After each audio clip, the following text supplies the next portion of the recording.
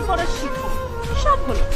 সকালবেলা যখন শাড়ি পরে বের হচ্ছি তখন মা জিজ্ঞেস করতেছে, এই লগ্ন তুই কোথায় যাচ্ছিস এত সাত সকালে শাড়ি পরে? তখন আমার কি করতে হয় জানো? 101টা মিথ্যা কথা বানাই বলতে হয় যে আমার ইউনিভার্সিটির প্রোগ্রাম আছে, প্রেজেন্টেশন আছে, এই আছে, সেই আছে, হ্যান আছে, ত্যান আছে। এগুলো মিথ্যা আমি কার জন্য বলছি? কার জন্য? কার জন্য বলি আমি এগুলা? কার জন্য বলো? তোমার জন্য বলছি। জানো কি? একটা প্রেমিকা যখন তার প্রেমিকের জন্য শাড়ি পরে তার প্রত্যেকটা কুচির ভাঁজে অনেক শব্দ, অনেক অনুভূতি লুকায়। কত স্বপ্ন লুকিয়ে থাকে?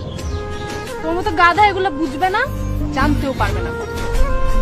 তুমি যখন আমার সাথে রাগ করছো, আমার কি ইচ্ছা করছে জানো? ইচ্ছা করছে আমি এখান থেকে দৌড়ায় চলে যাই, কিন্তু আমি তো কাঁদতে পারবো না, কারণ কাঁদলে তো আমার কাজল গলে গলে পড়বে। তাই তো। আমি তো দৌড়ায় পালাতেও পারবো না, কিন্তু আমি তো শাড়ি পরে হাঁটতেই পারি না, আমি দৌড়তে বসি। সরি ম্যাম, আমার ভুল হয়ে গেছে।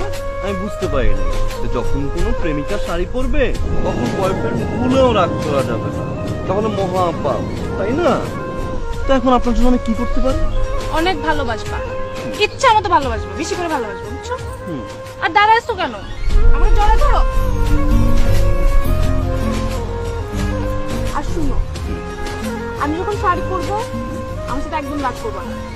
সব রাগ একটা বাক্সে বন্দি করে জমায় রাখবা। আমি যখন অন্য ড্রেস পরে আসবো তখন সব রাগ থাকবে, ঠিক আছে? আই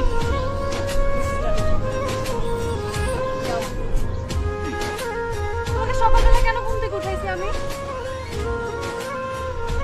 একটা সুস্থ স্বাভাবিক মস্তিষ্কের মানুষ সে কিভাবে ভোর 5টায় চিন্তা আসে ঘুম বাদ দিয়ে যে এখন যাবা গোলাপ কিনে আনবা, তারপর আমাকে প্রপোজ করবা। ভোর 5টায় কে আমার জন্য গোলাপের বাগান থেকে গোলাপ কেটে এনে আমার জন্য বসে থাকবে যে ভাইয়া প্লিজ যান, আপনার একটা ক্র্যাক গার্লফ্রেন্ড আছে, সেই গার্লফ্রেন্ডকে গিয়ে প্রপোজ করবে। ছাগলের জন্য না শাড়ি পরাটা